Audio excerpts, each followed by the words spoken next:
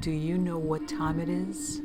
It's supernatural story time. And if you're easily scared, and even if you're not, there's only one thing left to do. Just turn off the lights, because these are stories that you listen to only in the dark. Stories for Dark and Stormy Nights, Volume 2. At the edge of our town, there's a shitty gas station that's open 24 hours a day, 7 days a week. If you were to go inside, you'd see row after row of off-brand chips, cookies, potted meats, and pickled curiosities. Expiration dates suspiciously missing from the canned goods, like they were filed off years ago in some misguided attempt to control inventory turnover. A faded wet floor sign from way back covers a large crack in the foundation by the cooler, where layers of sticky spill-off have formed a miniature tar pit, preserving countless insect corpses and the occasional small rodent. Nobody ever complains about the aesthetic. By some providence bordering on the supernatural, the health inspector has repeatedly signed off on the business, always kind of ignoring the faint smell of some kind of mysterious chemical cocktail that is the defining characteristic of the establishment. More noticeable than the steady mechanical hum of the frozen drink machine that was installed in the 70s and never once serviced. More distracting than the random pockets of cold and warm air that seem to follow you around. And more annoying than the family of mutated raccoons that lives in the crawl space behind the grease trap. We think they're mutated anyway. At the very least, they must be inbred to the point of genetic deformity and mental retardation. The alpha, a muscular, 3-foot-tall son of a bitch named Rocco, has been spotted multiple times chewing on people's tires and has been run over at least twice, but keeps coming back.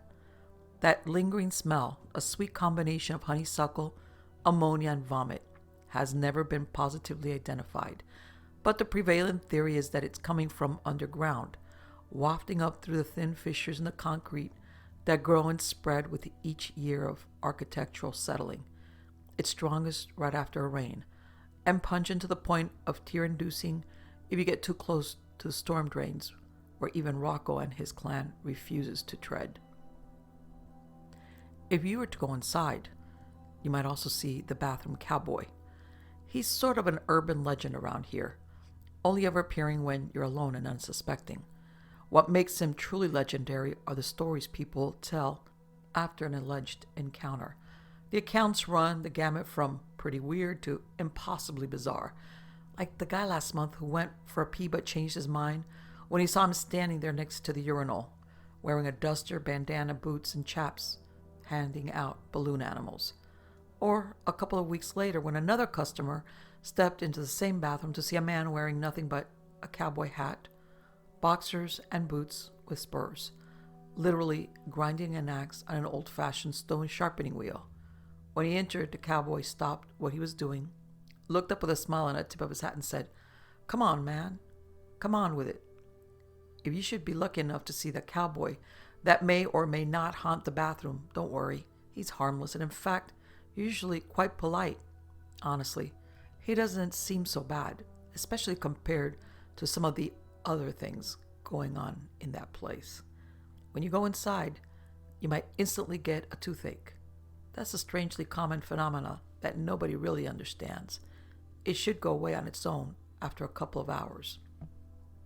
If you do go inside, you will almost definitely see me sitting behind the counter because I'm the only full-time employee and I'm almost always here. You may catch me reading a book because for some reason the internet doesn't work way out here and cell phone service is dicey on good days and non-existent on most. If you need to make a call, you can leave and go up the hill a ways, preferably back towards town because the other way will take you into the woods and you don't even want me to go into all the reasons that's not a good idea. Or you can pay me 25 cents a minute and use the store's landline. That arrangement was cooked up by the owners, and I have to actually enforce it because they do check the phone records. I'm sorry. While you're here, don't be offended if I don't strike up a conversation because, if I'm being completely honest, I don't always know for sure if everyone who comes through those doors is real or not, And if I had to acknowledge everyone in that place that could be an actual person, I might lose my mind. And we don't need any more of that going on around here. I guess that the point I'm trying to make is this. Weird things happen to me working at the shitty gas station at the edge of town. I wish I could tell you the weirdest thing that's ever happened there, but I doubt I could ever decide. There were just too many. I've seen a total of 4 coffins inside the store on 3 different occasions. I've met at least a dozen people wandering back into town from the woods claiming they had escaped aliens or government conspirators or the like, and that they had no money but needed to make a call, and could I please just let them use our store phone because they find them again. But the rules are rules, and I'm not inclined to lose my job just because you didn't escape captivity with a little pocket change. And then, of course, there was Farmer Brown, yeah, that's his real name, who got mad at us and complained about the bulk feed we'd been ordering for him. He insisted something was wrong with the product because, as he put it, all of his animals suddenly had human faces. We settled with him by charging a significant discount on his next couple of purchases.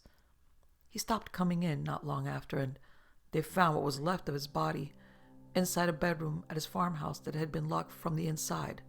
As far as I know, they still haven't figured that one out.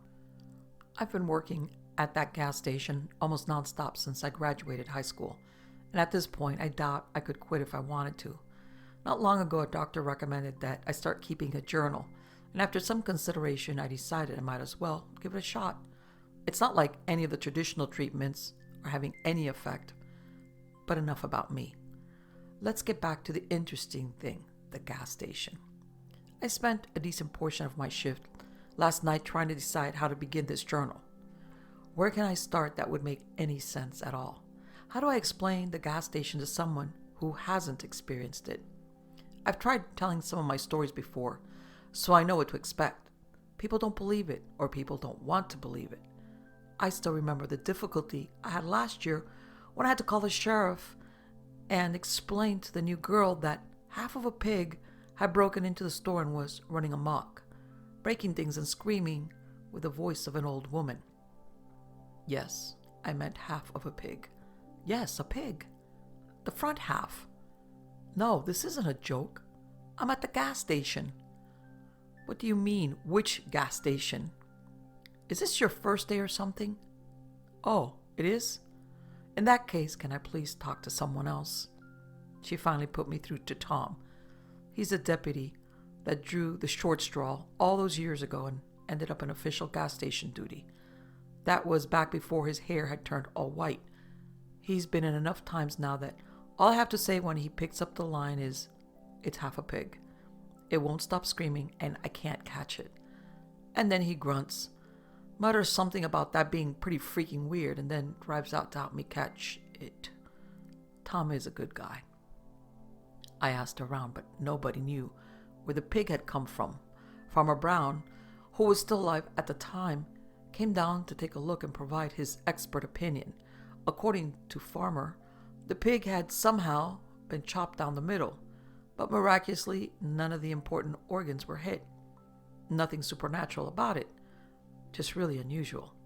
It stayed at the local elementary school as a kind of mascot for the summer before scientists and his team from somewhere up north offered the school $1,000 to let them take it. For science, I suppose. I don't mean to ramble, but my point is that it's hard to believe some of these stories if you haven't been inside the gas station at least once. And maybe you have. We're the only gas station for miles. We're close enough to some big crossroads. If you've ever been out driving in an unfamiliar part of the country and found yourself lost, it's not impossible that you could have found yourself at my doors, looking to top off your gas or ask for directions. If you have a strange memory of a weird place that somehow doesn't seem to fit, then there's a chance we have actually met. It was late into my overnight shift when I decided to just start writing. I took notes about what was happening. I jotted down a few of my stranger memories, but consciously decided to leave out those stories that were so unbelievable that I won't even waste people's time with them. I call those the try and forget stories. I was writing it all down on a book of receipt papers when Carlos interrupted me. Carlos is one of the part-timers at the gas station. We have a pretty long list of part-time employees here. The owners like to hire transients, drifters, hitchhikers, passers-by, and runaways looking for work for a few days. I try not to get to know the part-timers. They come and go after a few days, or sometimes a few weeks, rarely long enough to form any kind of meaningful relationship. But then there's Carlos, who's been working here for almost a year now. He started as part of the prison work relief program, unloading trucks twice a week, and was the only one of the 12 prisoners that didn't disappear during a freak snowstorm last December. But that's none of my business. Carlos did his time, and when they released him, he came to work here, cleaning the store and unloading trucks. He comes in 6 times a day for each of his 30-minute shifts. Now that I think about it, I'm not exactly sure what he does during those shifts. The store is never clean, and trucks only come twice a week, exclusively during the daylight hours as per an arrangement following the incident. Maybe one day I'll ask Carlos what he does for the owners. All I know is that he's the closest thing to a friend that I have here. When Carlos approached me at my register last night, I knew something unusual was going on. He was sweating bullets, pale, and on the verge of passing out. He kept glancing back at the man in the suit that had wandered into the store and was standing next to the frozen drink machine. He told me that he needed to talk now.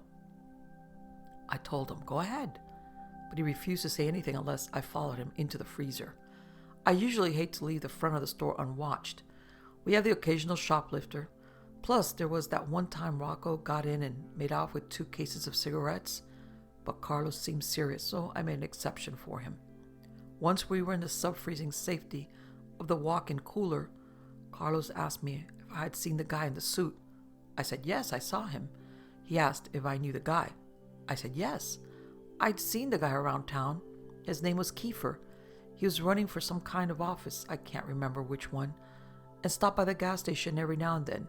He drove an old black SUV that only took premium. I didn't know him much from in town, but he was definitely local. His picture was framed in my high school's trophy case for one of those sports competitions he had won years and years before I got there. We only have so many things to be proud of, I suppose. I knew of Kiefer, but we weren't exactly acquaintances. I told all this to Carlos, who shook his head and said, "No, that can't be Kiefer." I said, "Why not?" And Carlos told me, "That can't be Kiefer, because Kiefer has been dead for 2 days. His body's in the trunk of my car right now." And that's when things started getting weird. It was a very strange night. Between the hand plants, Farmer Jr., and that cultist that wouldn't leave me alone, I hardly had any time to collect my thoughts. And of course, there was the Carlos situation. There are times when this world drifts so close to the fabric of reality that I can hear something calling me from beyond that veil. Sometimes when I get too close, I can feel that thing on the other side tugging at the corners of my mind. I'm worried about Carlos. He doesn't seem to be taking this so well. Well, anyway, the next day, I went back to work and I was delighted to find a stack of receipt papers sitting neatly on the register counter with notes written in my own shaky handwriting. I don't remember writing all of these notes, but then again, I don't remember a lot of things. It is possible that I'm working too hard, or maybe the fumes coming from beneath the gas station are playing tricks on me, or perhaps it's just another side effect of my condition. At any rate, I'm not one to look a gift horse in the mouth, or any other animal in any other orifice for that matter. Admittedly, my handwriting isn't the best, and at times the scratches on the receipt paper become nearly illegible. So if anything herein seems unbelievable, it's probably because I copied it wrong. With that in mind, this is my best effort at a transcription. 7. It's getting dark earlier these days. 7:30. Farmer Jr. came into the gas station tonight asking about the hand plants. I told him that they weren't there anymore. He left his phone number scribbled on the back of a coupon for 15% off bulk pig feed from an online retailer. I think he's trying to send me a message. 9. I think maybe some kids are playing a prank on me. I found a lawn gnome behind the pork rinds. I didn't think much about it and put him in a box behind the counter. But then I found another matching lawn gnome in the soda case. I added this one to the box as well. It wasn't until I noticed the third and fourth lawn gnome that I started to suspect something. Had I taken out the garbage and found the gnomes perched atop the branch of a tree next to the dumpster, staring down at me like gargoyles? I used a chair and broom to knock them down, and I put them in the box with the other three. When I got back to my desk, I found a note on my chair, written in red ink. It says simply, "I'm in the walls." I don't know who wrote it, but the paper smells like oranges and plumeria. 10. There is a strange scratching noise coming from the tiles above the cash register. I fear Rocco and his brood may have infiltrated the building again. 11 p.m. Farmer Jr. called the store. He asked about the hand plants. I assured him that they weren't there anymore, and if they ever showed up again, I would call him. I think he's beginning to suspect that I'm lying. Midnight. One of the cultist recruits wandered in from the community in the woods. They hate it when I call them cultists.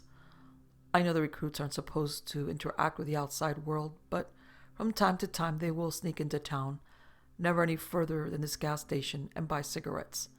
They aren't supposed to try and recruit new members until they graduate to the honorable senior cultist status, but this one isn't a very good cultist.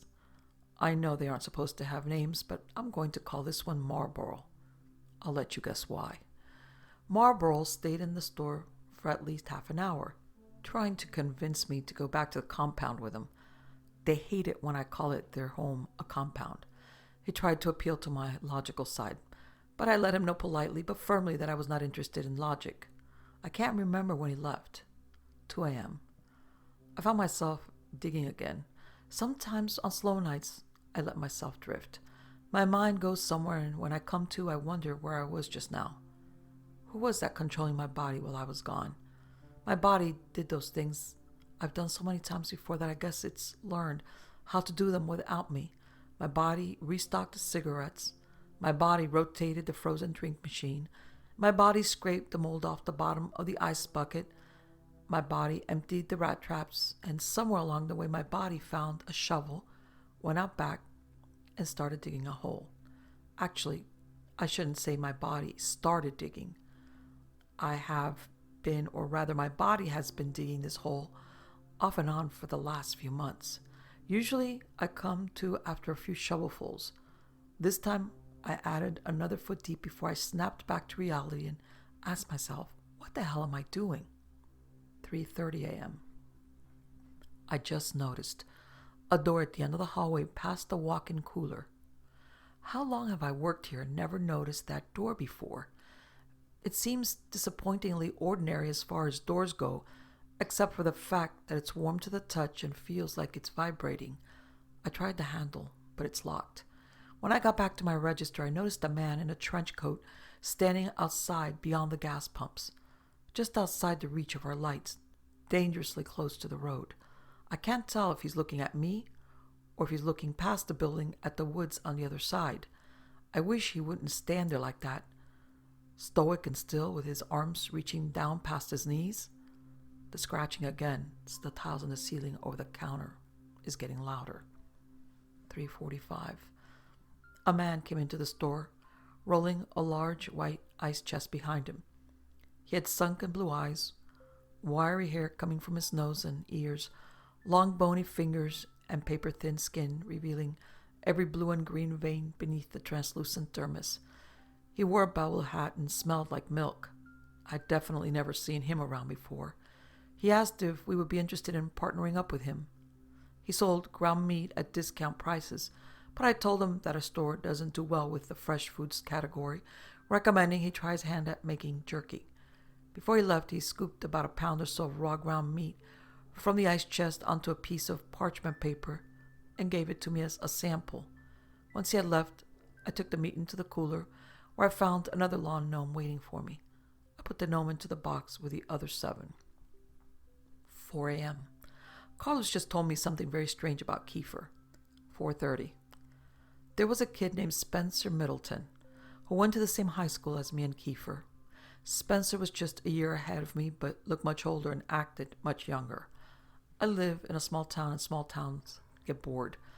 For entertainment, some turn to gossip, some turn to more sinister pastimes. The latter often fueled the former. There were rumors around town that Spencer liked to torture and kill animals. Rumors that Spencer's parents and siblings always locked their bedroom doors when they went to sleep at night. The rumors didn't slow down any after the fire at Spencer's house, where Spencer was the only one to escape unscathed. I once saw Spencer gleefully stomp on a lizard, throw his head back and laugh. Some short time after his house caught fire for the second time, Spencer left town. The story went that he had gone off and joined the army. I didn't know what to think about that, so I simply didn't think about that.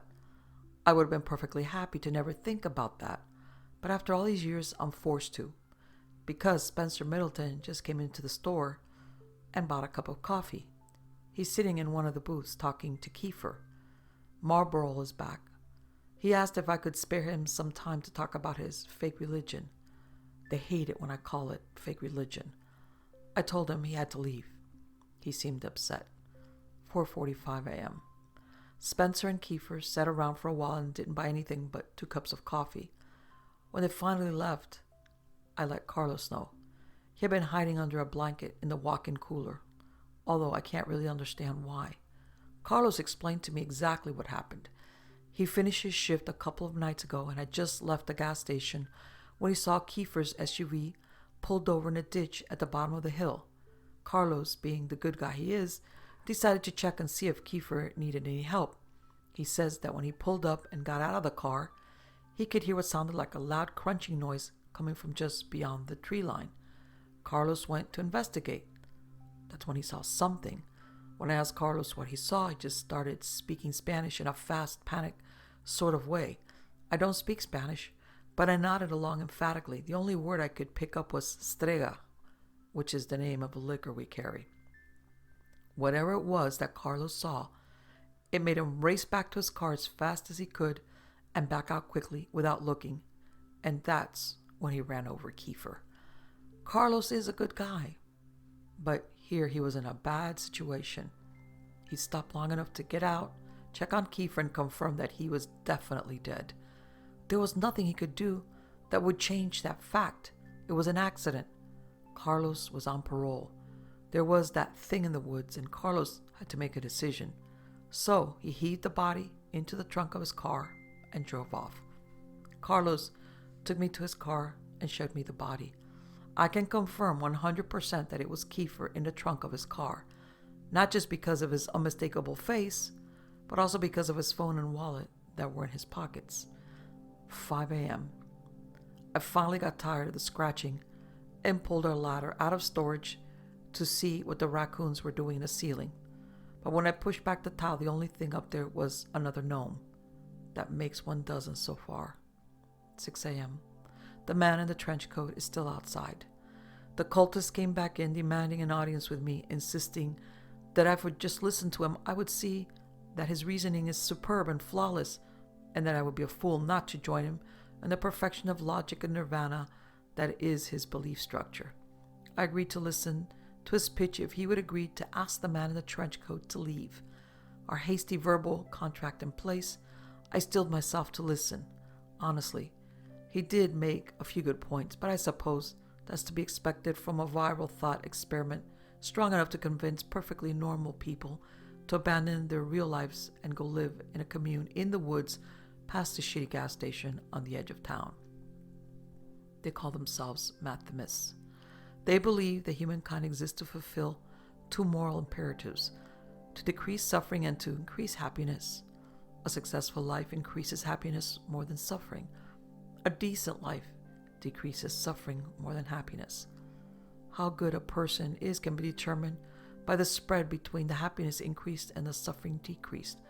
Obviously, if the individual has a negative spread, that is, if they've increased happiness less than they've increased suffering, or if they decrease suffering less than they've decreased happiness, then that means very simply that the individual is bad. Therefore, if an individual causes a tremendous amount of happiness and suffering, one can simply determine which was higher, and use this perfect rubric to determine whether that individual is good or bad. Simple, right? The mathematists believe that the world has been going about good and bad in the wrong way.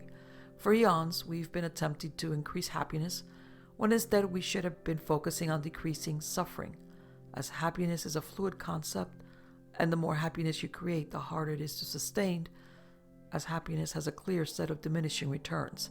Suffering, however, is consistent. Suffering results from happiness coming to an end. Suffering is pure and eternal.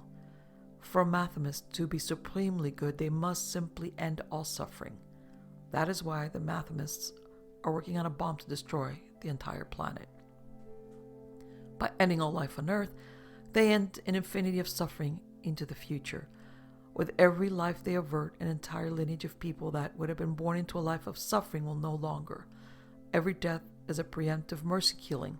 Every happy moment that will no longer occur pales in the face of all the saddest moments that are likewise prevented. And so, as Marlborough explained, their murder cult believes that killing is a kindness. I told them that his ideas were stupid, and he was stupid, and that now he has to go and tell the man in the trench coat to go away. 6:30.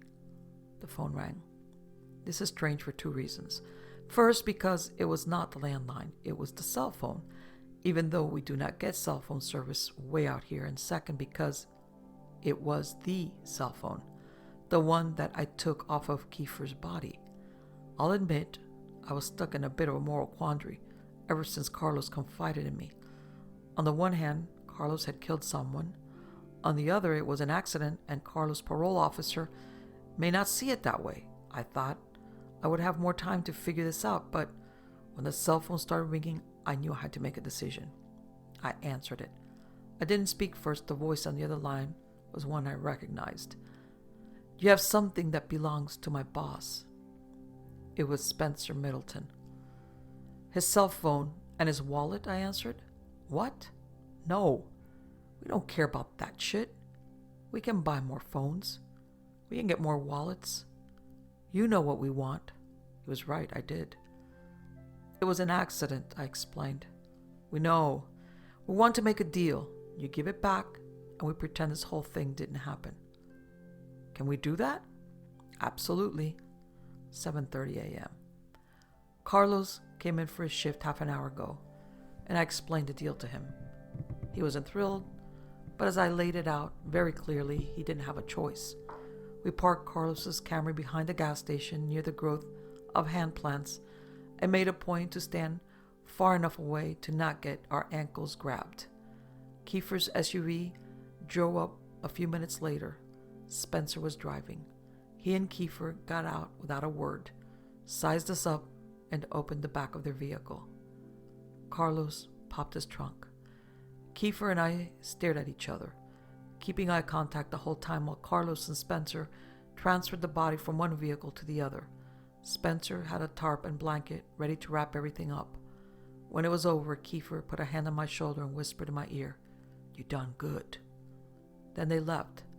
Carlos started crying as I went back inside the store. It was almost daytime, and that's when the new part-timer was supposed to take over. 8 a.m. The new part-timer is late, and I'm overdue for a lunch break. I made the best of my extra time here by putting price stickers on all the lawn gnomes. We're ringing them up as miscellaneous grocery for $9.99 each, and I've already sold a couple. I'm a really good employee. 8:30. I went to the bathroom and saw a man standing there with his jeans at his ankles. He wore red and white checkered boxers and a cowboy hat. He smiled when he saw me and simply said in a somewhat sing-song voice, "Come on, man. Come on with it." I took the opportunity to ask him something that has been burning at the back of my mind. "Do you know, is everything going to be okay?" The bathroom cowboy took a second to think, then he pulled up his pants, fastened his enormous belt buckle, and walked past me, spurs clinking against the bathroom tile. He stopped for a second when he was right next to me and said plainly, "I appreciate it." Then he left. I honestly have no idea what that means. These are the entirety of the receipt paper notes, but I did make a point to continue keeping this journal. I think this will be a healthy way of chronicling the weird events at the gas station. Maybe this will even help with my condition. I don't know. The next time something strange happens, I'll write some more. Oh, by the way, there's something I needed to edit. Upon further inspection, I realized that some of the scribbles on the receipt papers may have been transcribed incorrectly. I also made some adjustments to the spelling and fixed some typos. While I was at it, I added another typo just for the observant person who's listening to this. And lastly, based upon the advice of some of those voices in my head, I removed the part where I listed Farmer Jr.'s social security number and address. Also, thanks to that other voice that pointed out that strega isn't even a Spanish word. I asked Carlos about it when he came in for his fourth shift today, but Carlos simply looked at me blankly and told me that he doesn't speak Spanish. Well, to catch you up with what's been going on, believe it or not, the city council has personally asked me to stop talking about this shitty little gas station at the edge of the small town, because it seems that some of you all have tracked down our small town from the brief descriptions I've given, but actually come and visited me at work. I heard that one of them has joined the mathematics, and as far as I know, the other two are still missing. Once again, I'm sorry. I'm not working right now. It's the first legitimate break I've had since I first started writing my stories on receipt paper all that time ago. Time moves funny here, flowing slow and fast all at once, like molasses out of a shotgun. It's a good thing I've been keeping a journal. I've got a few moments before my laptop dies, and I think now would be the perfect time to transpose my journal entries before the battery runs out or the blood loss gets me. Right now, it's a race to see what happens first. Before any of you worry, I've already called Tom. He said he's on his way here to give me a ride to the hospital, right after he picks up dinner for the Ledford orphans, John, Ben, and little sister. Tom and the other deputies have been taking turns checking in on and bringing them food in an attempt to make the whole thing less tragic. They've been living on their own ever since the incident that totally did not happen, and anyone who says otherwise is a damn liar. There I go again, off on another tangent. I guess I have to get to it and type up my journal entries while I still can. 9 p.m. November 2nd. So much has happened here since the Halloween incident that we weren't allowed to talk about. I've been much busier than usual dealing with the aftermath as well as the cult. The mathematists have been cleaning out our inventory on a daily basis, planning ahead for some kind of secret event that I only get to hear about in hushed mutterings and whispers. Night is coming earlier and the weather is getting colder. November 3rd, 2 a.m. The man in the trench coat is back. He's standing just outside the gas station, staring in. He's been there for almost an hour now. On the bright side, I haven't had a customer come in since he showed up. On the not so bright side, I can't help but feel like he's trying to put thoughts into my head. He won't be able to, though. I've had way too much practice. Kiefer came in earlier today, before the sun went down, and sat in a booth drinking coffee for a while. Eventually, Spencer Middleton showed up. Spencer had a word with Kiefer, then came storming up to my register screaming at the top of his lungs. He grabbed a display of lotto scratch-offs and threw it across the room. It was obvious that something had upset him. That's when I took the earplugs out. "Everything okay?" I asked stupidly. I knew damn well everything was never okay. "Did you hear a word I just said?" Spencer asked. I explained to him that I had taken to wearing earplugs in an effort to drown out the sounds of screaming that periodically radiate through the air vents. I guess the screams must have stopped a while ago, or maybe I'd imagined them. Either way, I didn't need the earplugs anymore. At this point, Tom walked into the store, his white hair looking even whiter than normal. Spencer, I could see, became instantly aware of the deputy's presence. "Where is he?" he half whispered, half growled. "Where's the other one?" "Carlos?" I asked. Spencer sighed. "Sure, Carlos. He's not due for another 20 minutes. When he gets here, tell him we need to have a chat." With that, Spencer Middleton let out a shrill whistle and left the store. Kiefer jumped out of his seat and followed close behind. Tom helped me pick up the mess, and put the lotto display back together without asking a single question. I wish more people could be like Tom. When Carlos got to work, he told me that he had been having strange dreams of something enormous, living, breathing underground. The dreams always end the same way, with the gas station collapsed into a giant sinkhole. I told him that Spencer was looking for him. That's when Carlos grew solemn and asked me if he could show me something. In the freezer behind a stack of boxes labeled non-approve, whatever the hell that means. They've been there as long as I've worked here. There's a moving blanket, and inside the blanket is another Kiefer. My first question for Carlo was, "You stole the body back?" He looked at the ground and shook his head sheepishly, like a toddler that just got busted for cooking meth. "You killed another one?" I asked. Carlos explained it was an accident. Again. 3 a.m. The man in the trench coat is finally gone. He left claw marks on the glass of the front door. I checked the security footage to confirm my suspicions. He always stays just outside the range of our cameras. Why can't I remember what his face looks like? 3:30. Marlboro was the first customer in the store after the man in the trench coat left. I told him that I was surprised he was still alive. He mistook this for a compliment and said, "Thank you." I asked him if he was ready for the big event, but then he just stared at me blankly. I could tell he had no idea what I was talking about, so I filled him in on how I had put it all together. The unusual cultist activity, the whispers, the buying up of all our supplies.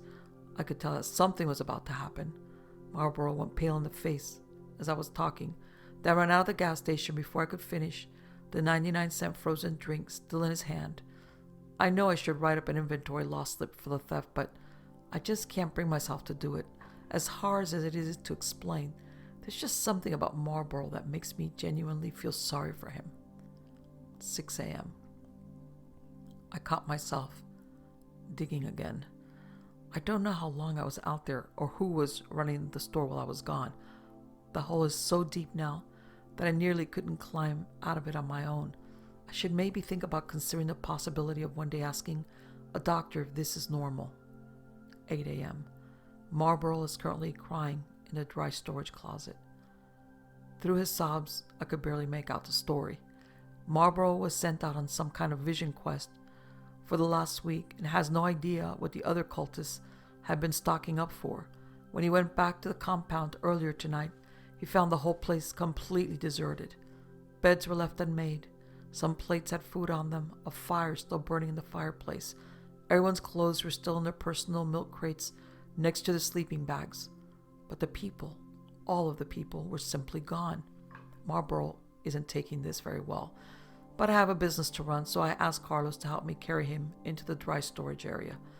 I figure he can work through some stuff in there and maybe when he's done he'll just, I don't know, go home?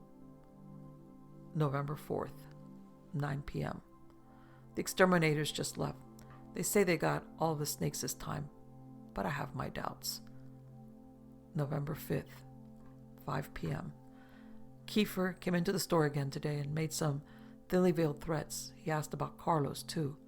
But I told him that I was tired of being the go-between and that if he had business with Carlos, he needed to take it up with Carlos. That's when Kiefer started getting weird. "You know this place is just a big experiment, and you're the little mouse." I asked Kiefer to buy something or leave, so he bought a pack of toothpaste and started to undress in the store and rub the toothpaste on his naked body. "They tell me that something is wrong with your brain. Is that true?" I tried to be polite and avert my eyes as I answered, "Yeah." "You have some kind of mental condition?" I answered again, "Yeah."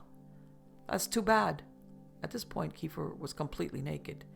He walked over to the frozen drink machine and filled a large cup with a sugary red concoction before turning it upside down on top of his head. Then he shook himself violently like a wet dog, flinging bits of cold, sticky debris across everything from the ceiling to the walls, some of it even landing on my face, but I tried not to let him see me flinch. I knew this was all an attempt to intimidate me, and I didn't want to give him the satisfaction. "What is it exactly?"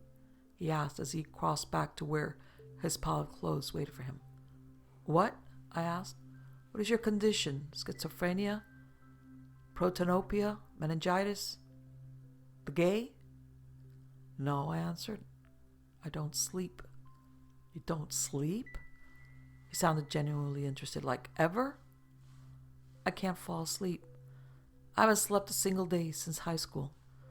It's a rare genetic condition with no cure and no treatment, and one day it will kill me, but until then, I handle the effects as best I can.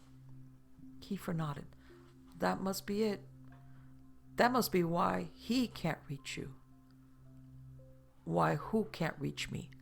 Right then, Spencer came into the store. He threw a blanket around Kiefer and ushered him out to the waiting SUV. A moment later, he came back into the store and offered me $100 for the security tape from tonight. I wonder what I'll spend my $100 on. 9 p.m. I was beginning to suspect something wasn't quite right in the store. I'd been finding empty candy bar wrappers strewn about, security tapes mysteriously deleted, strange noises coming through the walls in the middle of the night when I should be alone, at least more strange noises than usual. At first I assumed it was just the raccoons, but now I know the truth. Now I know that Marlborough has been living here for the last 2 days. He just walked out of the supply closet wearing a bathrobe, nodded to me as he grabbed a stick of meat jerky and went into the bathroom. It had not even occurred to me that Marlborough never left. November 6, 4 a.m. It finally happened. I suppose it was only a matter of time. I know I should feel regret or shame or any of the other emotions that normal people feel after something like this happens, but all I feel is embarrassed. I came to a couple of hours ago with a shovel in my hand. I had been digging again, and this time I had made some serious progress. The hole was at least 7 feet deep, the steep walls made of loose red clay. It took me a while to realize that I was staring up into an inky, black night peppered with uncountable stars. When some of the bigger celestials started to move, I realized that those stars were actually just the soulless red eyes of the mutant raccoon staring down at me over the edge of the hole, probably looking for food, those shameless beggars. I chucked the shovel out of the hole, and that's when I heard it. Imagine the sound of a butcher's knife hitting a watermelon. Like a solid, wet thwack. I imagined the watermelon gurgling and falling over like a sack of potatoes. Oh man, this metaphor has really gotten away from me. When I climbed out of the hole, I saw the shovel standing upright, the business end firmly lodged inside the open chest wound of a still twitching Kiefer. The Kiefer was dead before I got to his side. In a final act of defiance, he had turned both of his middle fingers up to me. I felt just the slightest amount of respect for him before I went into a mental state that I can only describe as subdued panic. The first thing I wanted to do was find something to wrap the body in because surely Spencer Middleton would come for it soon. When I went into the gas station, I was surprised to find that Marlborough had taken it upon himself to work the cash register while I was gone. He was ringing up one of our regulars, Charles, a great big fat man that always buys soap and boiled peanuts. I nabbed a tarp off the shelf and took it outside. That's when I learned something. Kiefer is heavy. Like, really heavy? I understand that a human body is basically just a meaty, fleshy water balloon full of guts and excrement, but nothing could prepare me for how leaky and gross and heavy a dead man can be. It was only by some miracle that I managed to drag Kiefer through the back door and into the freezer without being seen. It took all of my strength to pull the mass behind the boxes and onto the stack with the other 3. When I finally finished, I had worked up a sweat, and even the cold of the freezer wasn't enough to keep me cool. As I stood there, letting my breath come back and adrenaline wear off, I took stock of my situation. That's when it dawned on me.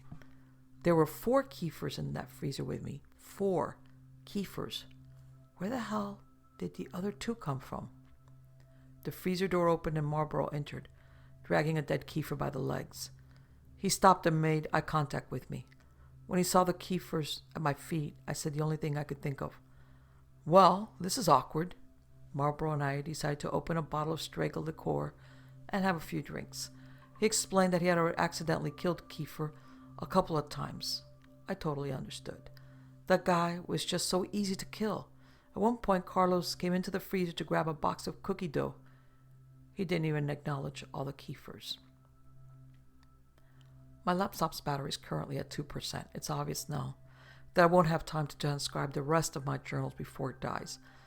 I don't have time to tell you how I ended up in the bottom of this hole, underneath the store with a broken leg. But I can tell you that I hear someone moving around above me, which is good because I don't think I'm alone down here. Someone just called my name from the top of the precipice. I think it was Carlos. I wonder what happened to Tom. Why didn't Tom ever show up? Come to think of it, I seem to remember Tom didn't survive the Halloween incident. Wait, who the hell have I been talking to this entire time? I promise, if I survive long enough to recharge my battery, I'll come back and tell you the rest. Hi, everybody. It's me, Jerry, from the gas station at the edge of town, proud to be the newest member of the team. The owners were so impressed with how I managed to stay inside the store for several days without leaving or going insane that they offered me a full-time position while the regular clerk is out recovering from his leg injury. Happy Monday, y'all. The other guy asked me to do him a small favor while he's getting some much-needed rest and relaxation. He gave me the password to his laptop and detailed instructions to transcribe his journal entries from last week.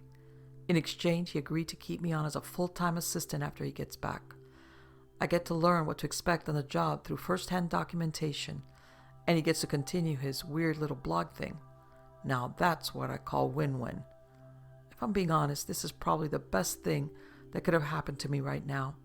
Ever since the program mysteriously dissolved at the mathematics community, I've been feeling very lost and vulnerable. I've been losing weight and having trouble sleeping, and when I do, I keep having these weird dreams of some enormous being deep below the gas station, waiting to devour us all. Clearly, a mistake was made and I was overlooked. If any of my old brothers and sisters are out there, please contact me. Tell the seniors that they forgot me. I'm not mad. I miss you. I love you. Before I get started, some guys in suits came by and suggested that if this blog were going to continue, that I make a PSA. If there's anybody still alive that reads the story about what happened on Halloween, don't wait for symptoms to start. Please go to the nearest emergency room or call the Center for Disease Control and tell them you're experiencing the effects of Romuald syndrome. Anyway, back to the journals. I'm going to do my best because the guy's handwriting is awful, but here's the parts I could read. November 7 p.m. The man in the trench coat was standing out back when I went to take out the garbage tonight. I don't know why the man in the trench coat keeps visiting my store or why I've never gotten a good look at him. He was standing at the tree line just beyond the dumpster, staring as he ever did. Tonight I stared back. The hinge of his jaw began halfway up his face, where his nose should have been, the edges pulled back to either ear in a skeletal grin. His tiny milky white eyes were beads behind the oily black hairline that hung down straight in bangs all the way to his cheek jowl. His impossibly wide mouth bisected the head between greasy hair and wet flesh. Drool, I would assume? We stood there, 15 feet apart, staring at one another for what might have been 10 seconds or 10 minutes until finally the man in the trench coat turned away. His legs bent funny, in the way that human legs shouldn't be able to bend, and he landed on all fours before galloping off into the woods. I don't know if I've seen the last of the man in the trench coat. Holy shit. Did you guys read that? This is some crazy shit. Sorry, Jerry again. I promise I'm not going to do the running commentary thing. I just had to say, Jesus, this is some weird stuff. I mean, I remember him telling me a couple of weeks ago to go outside and talk to a man in a trench coat. Super glad I didn't, now that I think about it. What the hell? Okay, that's it. I'm done. Back to the transcriptions. The next page is soaked in blood and completely unreadable, so I'm going to have to skip that part. Alright, here we go. Hundreds and hundreds of them. She has never seen so many in one place before, not even in her dreams.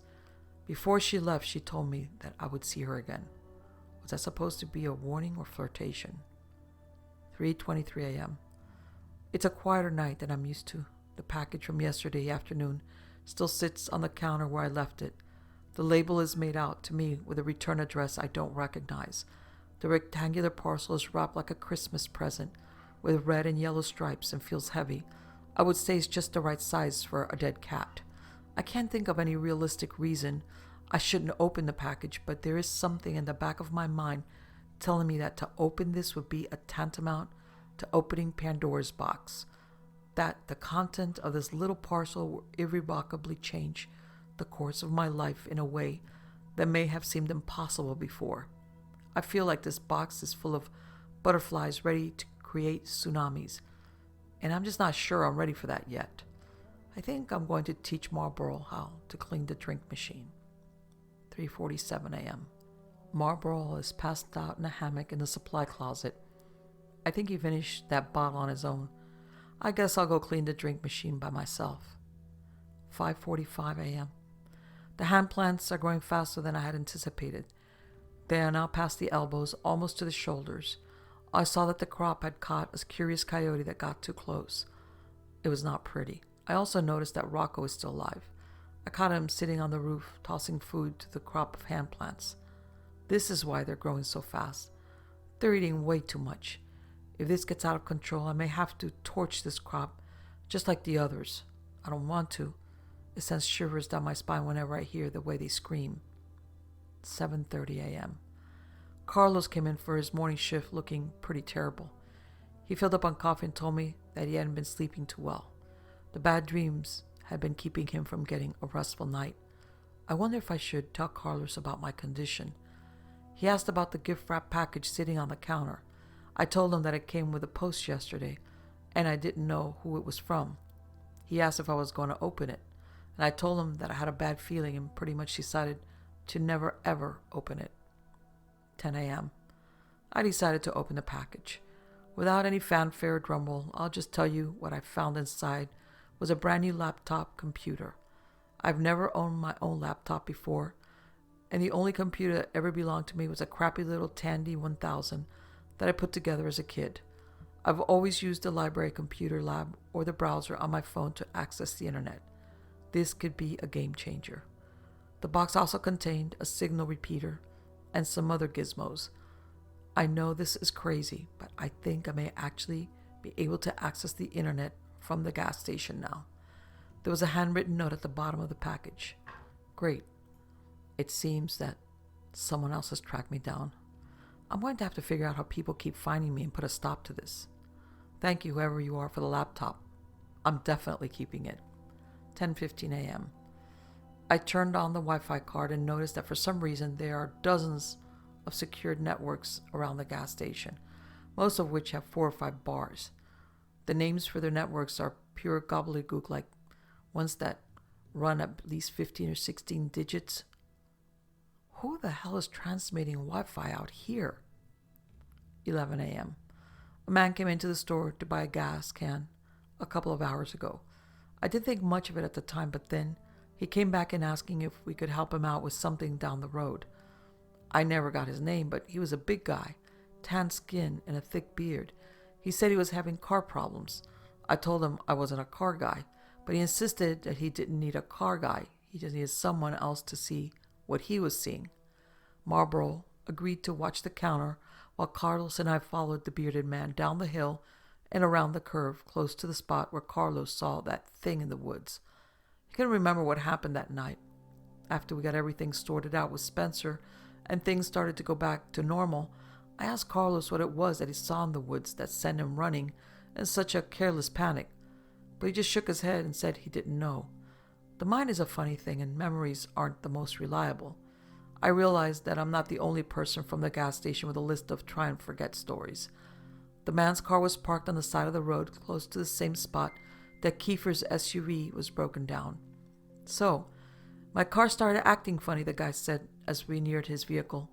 I began to wonder why we had walked this whole way when our own vehicle would be quite useful in the case of a dead battery or random car bear attack. The guy kept going. I pulled over to the side of the road when my electrical's all going haywire. I killed the engine. That's when I tried to turn it over again. Nada. I could see at this point that the hood was open. The man was driving a big black SUV similar to the one Kiefer owned, but newer and shinier. I don't see what's so weird about that. You need us to call a tow or... The man cut Carlos off, rudely I might add. I popped the hood, but everything was in order. I thought maybe just it needed some gas, so I went up to the station. Then when I got back, I saw this. We rounded the front of the car and saw this. He was being so vague about. A small oak tree, maybe 4 or 5 years old, was growing up from the ground beneath the car, through the engine and stretched upward at least 9 feet. The trunk of the tree had swallowed a decent portion of the engine, and from the looks of it, the car had been parked there for years. Interesting, I said. And you're sure that wasn't there when you started driving? Before he could answer, he spun his head round and looked at the forest. You boys hear that? He asked. We stood still and listened, but I couldn't hear anything. No, I answered. Carlos shrugged. You boys know what an anglerfish is? The bearded man asked, as he walked to the back door and opened it. Yeah, I guess, I answered. The bearded man pulled up a secret compartment from beneath the floorboard and retrieved a large automatic rifle. I'm not a gun guy, and I can't tell you what kind of gun it was, but it was big and impressive and cool looking. The guy checked the clip and clicked something on the gun that could have been the safety. Again, I'm not a gun guy, but it sounded super cool. Carlos put a hand on my shoulder and slowly backed away from the man with the gun, pulling me with him. But the man didn't seem to mind just one bit. He was focused on whatever he heard in the woods. If I'm right, you boys have an anglerfish in them woods. It's putting something out there to lure me in. Maybe you think I'm hearing something that I'm not. Then when I go looking for the thing, bam, it attacks. Oh, like a siren, I asked? The man looked at me over his shoulder with a smirk and said, yeah, like a siren. Y'all may want to get out of here. This could get dangerous.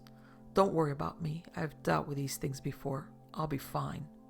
The man pointed his gun and marched into the woods while Carlos and I made our way back to the gas station. 2 p.m. It's time for me to go home. I haven't used a laptop yet, but maybe tomorrow I'll start to type up these journals. November 8th, 6 p.m. It's getting dark so early these days. I noticed that the bearded man's SUV is still at the bottom of the hill with a tree growing through it. I wouldn't call it a good sign. 11 p.m. I burned the rest of the hand plants. I finally know what's going on. A long time ago, I noticed what looked like strange mushrooms growing in a patch near the dumpster behind the gas station.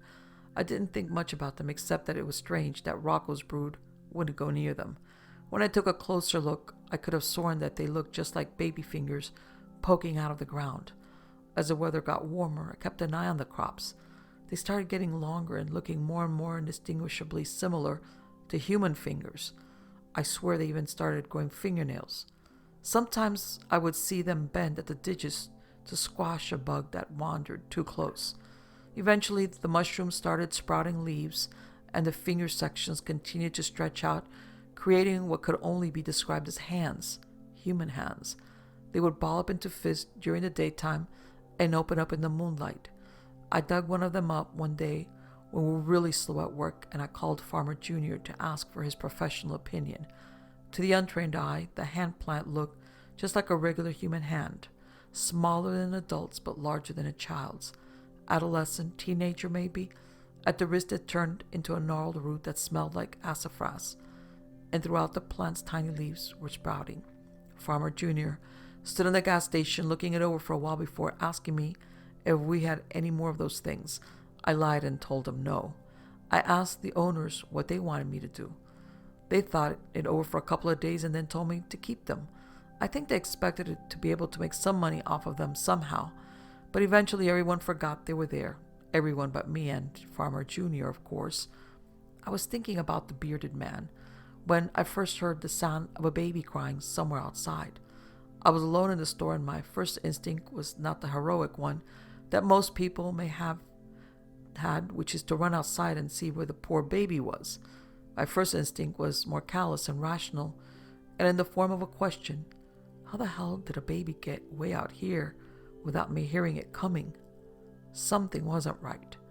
The sound of the cries, which I could deduce were coming from the tree line, were getting louder and louder and more desperate. I looked around for Marlboro, but couldn't find them anywhere. If I was going to investigate the potential forest baby, I was going to have to do it alone. I remembered the bearded man, hearing the siren call the thing he called an anglerfish. I remembered Carlos' sound of crunching in the strange strega, and absolutely no part of me believed that I would be safe if I went into the woods, or that there was really a baby crying out there. But what if? I grabbed a flashlight and went out back. The crying seemed to be moving deeper into the forest quickly, like the crying baby were being carried off by something that didn't have to stop and move around trees or physical barriers. I walked into the forest just far enough to find the last thing I ever expected to find. It seemed that the hand plants had extended slightly further than the little patch outside the gas station. Those plants that I had been watching and burning whenever they got too aggressive were not as controlled as I had previously believed, because out here, just a few steps into the woods, was a hand plant that I had missed, that I had never trimmed or culled or burned, that was left free to grow as large and wild as it possibly could. Out here was a hand plant that had grown so large it had fallen over. It had grown past the shoulder. It had grown its own head and torso and crotch and legs. Out here was a full human body covered in tiny leaves, huddled on the ground and attached to the soil by thick talons of brown roots. And the weirdest part of all, the body was one that I recognized. The body, the fully grown hand plant, was Kiefer. I don't know what possessed me to touch him. Maybe I just wanted to make sure that he was real, as if touching him would prove that one way or the other. When I did this, his eyes opened and he cracked a smile. He could not move. The roots had him firmly stuck in place. But this Kiefer plant could talk, and talk he did. We stayed out there talking for over an hour. I won't go into everything the Kiefer plant said, but I will say this. There's something under the gas station. Something big and powerful. Something plotting. And I've been working for years in a cloud of this dark god's farts. I felt extra terrible, setting the fully developed Kiefer plant on fire after I burned the rest of the crop of hand plants. But honestly, what choice did I have? When I got back into the gas station, Spencer was waiting for me. He knew I knew, and I knew he knew I knew. I was halfway expecting what came next, but not expecting him to enjoy himself quite so much. Spencer locked the front doors and proceeded to beat the crap out of me. I'd like to say I got a few good hits in as well, but that would be a huge lie. I don't think I laid a single finger on him, although I did mess his knuckles up pretty good with my face, so I have that going for me. Spencer dragged me across the gas station to the hallway, past the bathrooms, past the walk-in cooler, to that big strange door that I had just only noticed a couple of weeks ago. If it were possible for me to pass out, I'm sure I would be unconscious right now. "Why are you doing this?" I asked, as he banged on the door 3 times. There was a sound from the other side, and then Spencer yelled, "Open up, it's me!" The door cracked open and Spencer dragged me into a room I had never seen before. It looked like an old office. There was a desk next to a wall of monitors with security feeds from all over the store and the perimeter. Security feeds from cameras I had never knew existed. In the middle of the room was a large hole that looked like it had been created with a team of jackhammers. "It's time for you to meet my boss," Spencer said as he dragged me to the edge of the hole. "Kiefer," I said, to which Spencer let out a hearty laugh. "No, not Kiefer. My boss put Kiefer out there and hired me to watch him. My boss is much bigger than some idiot politician." I have expected Spencer to go into the cliche movie villain exposition rant, but instead he sparted me right into this hole. "I think my leg is broken. At least, I assume that's what the bone poking out means, but hey, I'm no doctor. I would be really worried right now if it weren't for the fact that I stole Spencer's cell phone in the scuffle. Just as I expected, Spencer has the same network as Kiefer, which means he somehow has service. I put in a call to Tom's direct number, so I'm sure he'll be along shortly. Until he gets here, I'm just passing the time updating my journals. Somebody just dropped a laptop into this hole with me. Maybe it was Spencer. Maybe he thinks I'm dead. Maybe I am.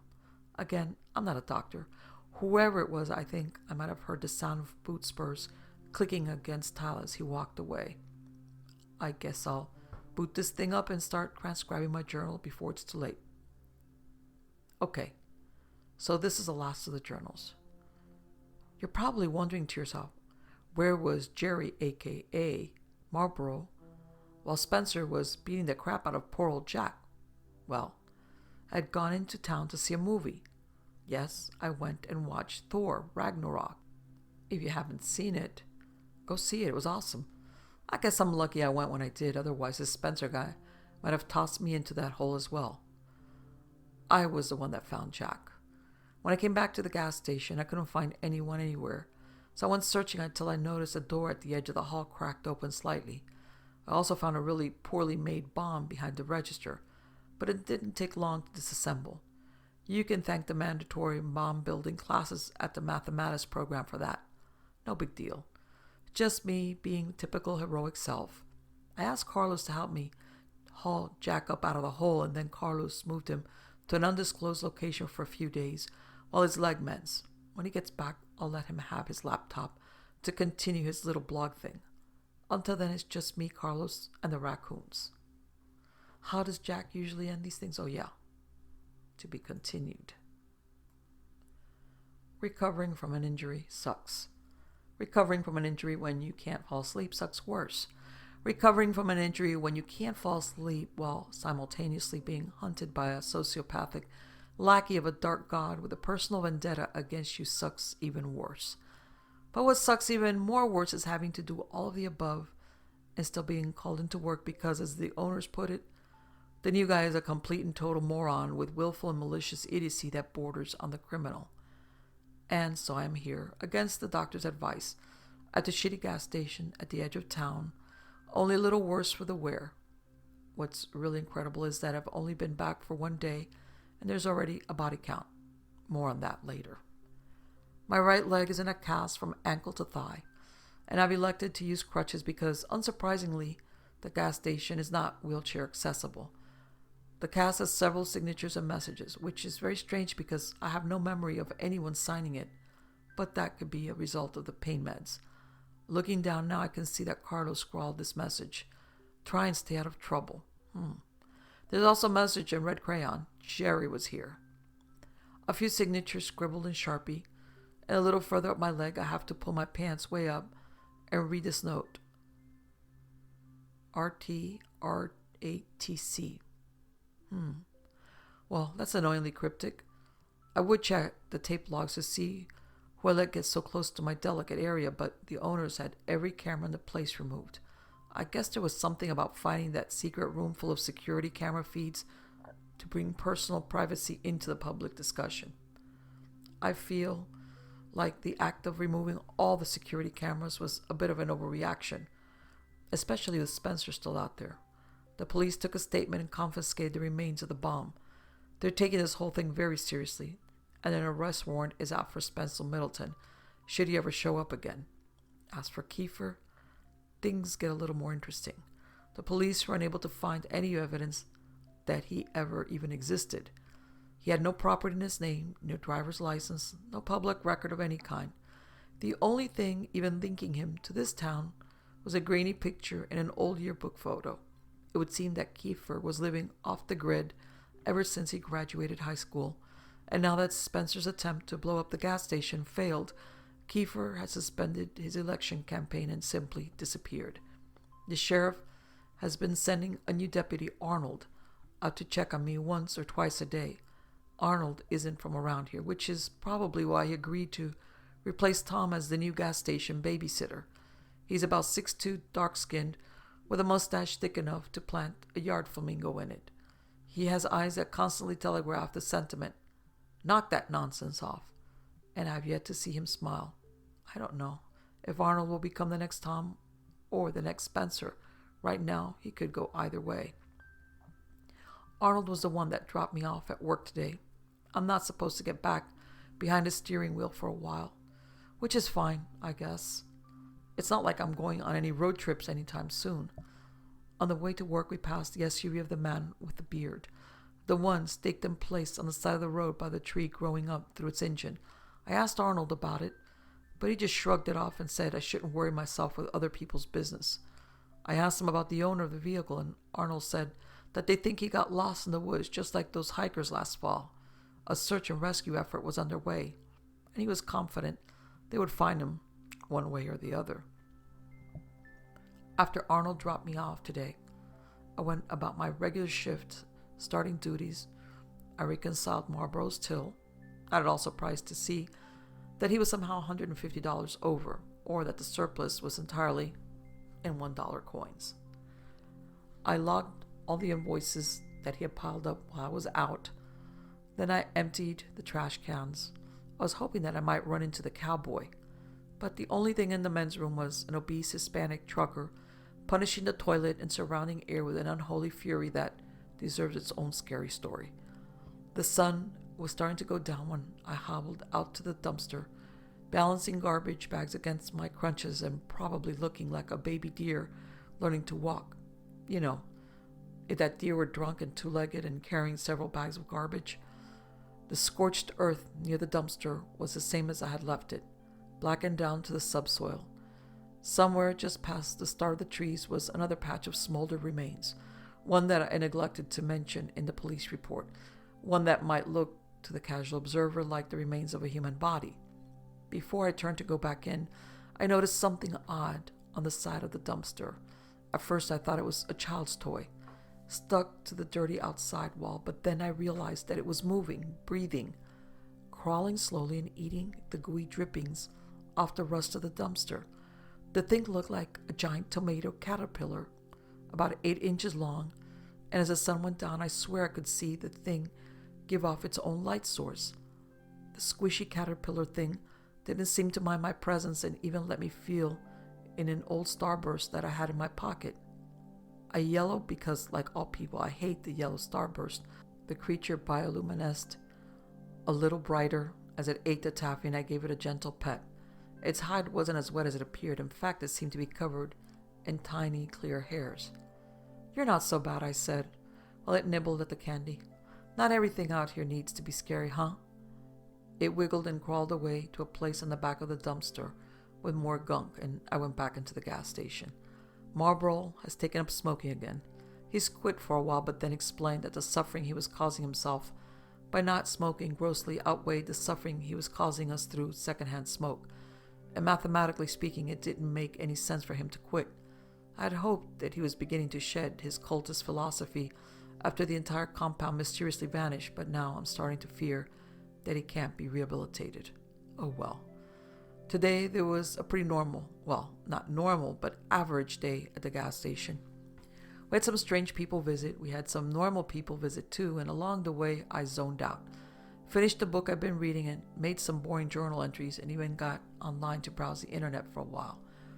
There's another package sitting under the counter, addressed to me from a return address I don't recognize. I took a gamble with the last package and it turned out to be something great, but that was before Spencer tried to kill me.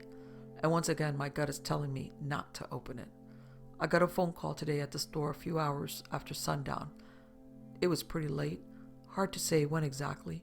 Marlborough was asleep in his hammock in the dry storage room, and I couldn't remember the last customer. This was somewhere in that temporal wasteland between dusk and dawn.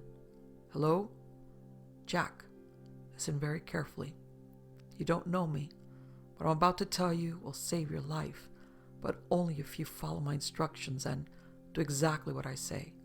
In the drawer to your right is a pencil and paper. Get them and write this down. These are the rules to your survival. 1. Do not leave the gas station. Do not go outside under any circumstances. 2. Do not drink the tap water. Don't even touch it. Don't smell it. Don't look at it. It's bottled water from here on out. 3. Don't trust your eyes. 4. Barricade the... Hang on. Where'd you say the pen was? He sighed. In a drawer to the right. My right or your right? I asked. Your right. How the hell would it be my right? I'm on the phone. Right then, I heard a car horn honk. It was the old widow, Mrs. Sistrunk. She's another local, somewhere in the area of 100 years old, if I had to guess, and at this point not much more than a skeleton wrapped in an ill-fitting skin suit with vibrant lipstick smeared all around the general mouth area. After her husband died, Mrs. Agatha Sistrunk had taken to buying and collecting sports cars and oversized trucks and racing them around the outskirts of town at all hours of the night. Her most recent purchase was a brand new Ford F-550 with a painting of the Hulk in all of his green smashing glory along the side. In person, she was a sweet old lady, no taller than 4.5 feet. She wore special shoes to reach the gas pedal and always came to this gas station to fill up because she knew I'd help her pump her gas, something she had never done before and wasn't interested in learning how to do. "One sec," I said to the voice on the other end of the phone. "Be right back. Mrs. Sistrunk needs me to top her off." "Listen to me," the voice growled. "Do not go outside. You go outside and you're dead. Do you hear me?" "I hear what you're saying," I said as I grabbed my crutches and got ready to leave, "but I don't work for you." With that, I hung up the phone and went outside to help Mrs. Sistrunk. Old Agatha was happy to see that I was back at work. Apparently, Marlboro made her nervous. She said that he was flirting at her and wouldn't stop smoking while he pumped her gas. Before she left, she gave me a case of empty light beers and asked if I would be a lamb and toss these for her. I can't say no to Agatha. When I got around back to toss her trash, I noticed something incredible. The glowworm from this morning had formed itself into an enormous cocoon against the back of the dumpster. I can't explain why exactly, but this filled me with some sort of, I don't know, what means the exact opposite of his existential dread. Euphoria? Existential hope? Is this what optimism feels like? Again, I know it doesn't make any sense, but seeing the weird garbage-eating caterpillar thing begin the brave journey of transformation gave me this tingly feeling in my soul, like this was some kind of sign. Just when the caterpillar thought his world had come to an end, he became a butterfly. My world has felt like it was coming to an end for a while too. Little buddy, maybe I'm also on the verge of a metamorphosis. Maybe the world doesn't have to be strange and scary. Maybe it can be strange and cool.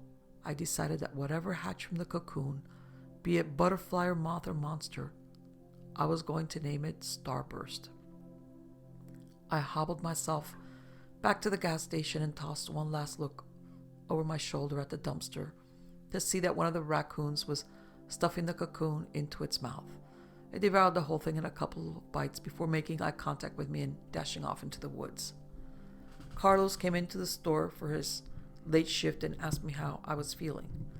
I told him that the pain was tolerable.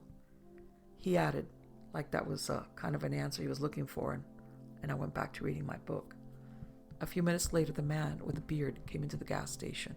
I almost didn't recognize him as the same man that went off into the woods after the creature he called an anglerfish. He had lost a lot of weight, his beard wasn't nearly as well kept, and he smelled like he'd bathed in a tub of pee that someone farted in. "Hey," I said when he came in, "you're still alive. Cool." Did I mention that the man was holding a pistol when he walked in?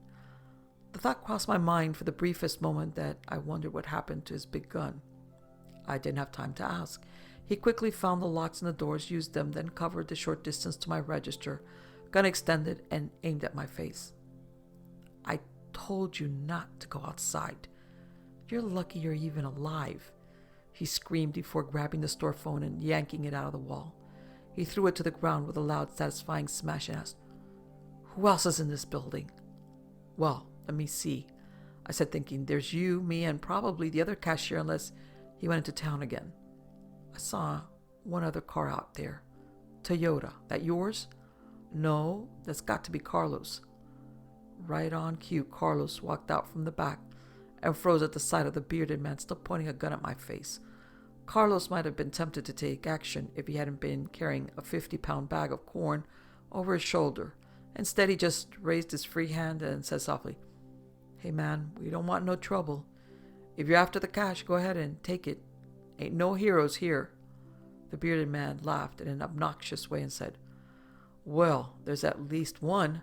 My name is Benjamin, and I'm here to save your sorry asses." Carlos and I made eye contact. A lot can be conveyed in just an instant if you know the person you're looking at. He was trying to see what I wanted to do. I was trying to tell him to relax. That was neither the worst nor the weirdest thing to happen in that room. "Okay," I said, "what do you need us to do, Benjamin?" "There's something evil under this gas station. Nobody's leaving here until I understand what it is, because I know that someone is working with that thing. I've seen it in my dreams. I know you have too." Well, he was wrong about one thing. Right then Marlborough walked out of the dry storage closet, stretching and yawning. Benjamin snapped him into a chokehold before he knew what was going on and jammed the gun against his head. "Are you listening to me?" Benjamin screamed. "I just told you that the world as you know it is just a facade. There's a devil here and one of you is working for him." He looked at both of us for some kind of reaction, but I don't think he got the one he was looking for. I just shrugged and said, "Neat."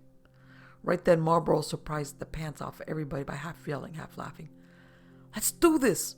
I'm not afraid to die," before reaching up, grabbing the gun pressed against his head and pulling the trigger.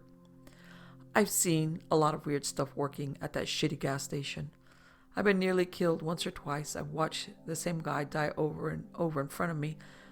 I've seen things that may or may not be real because I can't dream, and sometimes I wonder if my mind is making up for that in other ways. I've seen ball lightning, people with blue skin, a man with two heads, a talking dog, and an Elvis impersonator that may have been a little too convincing. I've seen so much weird stuff in that room, but this was the first time I ever saw a look of surprise like that on anybody's face, and it was absolutely priceless. What the hell is wrong with you people?" Benjamin said, backing away from us. "Ain't nothing wrong with us," said Marlborough, relieved to be free from the headlock. "What the hell's wrong with your gun?"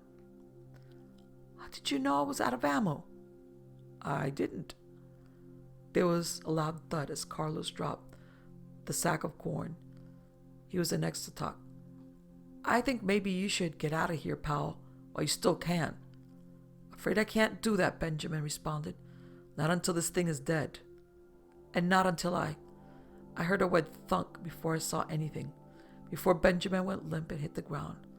My eyes caught up to the situation. I hoped that what I was seeing was a hallucination, but the look of fear on Carlos' face told me this wasn't the case. The man standing behind Benjamin, holding a bloody shovel, the man that just saved our bacon, was smiling, a toothy, delighted smile that he only ever made after inflicting the kind of pain he just inflicted. "Hey, Jack," said Spencer Middleton. "You miss me?" He stuck Carlos and Marlborough in the walk-in freezer. Marlborough is and always has been a go-with-the-flow kind of guy, so he went into the freezer voluntarily. Carlos put up a fight, which is why he ended up bruised and bloodied and barely clinging to consciousness. From what I could see, Benjamin looked like he might be dead. At best, he went out cold in a slowly spreading pool of his own blood. Spencer pulled a couple of chairs out of storage and placed them both in front of the cash register, facing one another. He made me hobble over and sit down in one. Then he spun the other around to sit on backwards, like a cool school teacher from the 90s.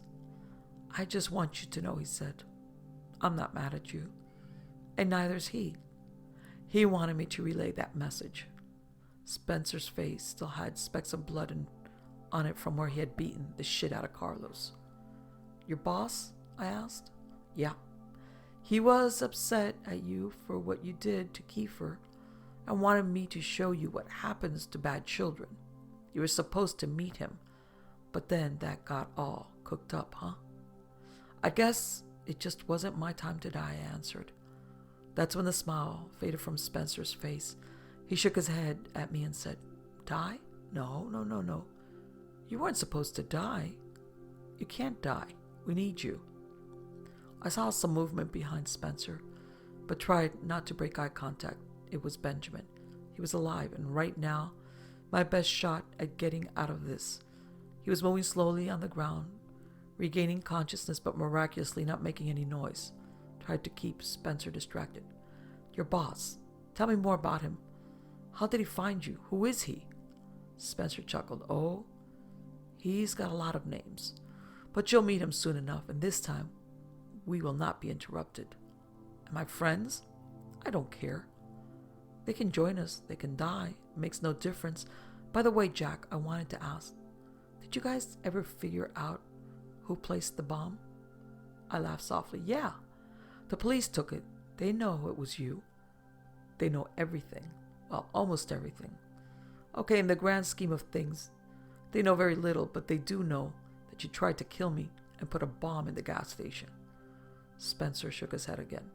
Wrong on both accounts. If I wanted you dead, you'd be dead, and a bomb, seriously, not my style. I think he had more to say to me, but I'll never know, because right then Benjamin yanked his head back and wiped a knife blade the size of a large chihuahua across his neck, neatly slicing his head halfway off. Blood erupted out in a couple of spurts, then stopped, and Spencer Middleton was no more. That's what you get, taunted Benjamin, as he flung Spencer's lifeless body onto the floor, his blood pouring out and mixing with all the rest. It was going to suck for whoever had to clean all of this up. When we opened the freezer, we found that Marlboro had gone all bad nurse on Carlos, sticking clumps of frozen meat all over his face for the swelling. I made us a fresh pot of coffee, and we took seats around the table by the window. Just in case a nosy passerby decided to pass by, we put a tarp over Spencer and moved the wet floor sign next to it. For about half an hour, we all just sat and drank coffee in a pregnant silence. When we were all done with our third cups, Carlos finally spoke.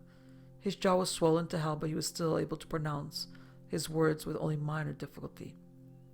So, why haven't we called the cops yet? This was clearly self-defense. I've got the face to prove it. Yeah, said Benjamin, after some lengthy deliberation. Yeah, let's call them. That would be good. But tomorrow you and me need to have a serious talk, Jack. I called Arnold from the only phone in the building with any reception, Spencer's cell.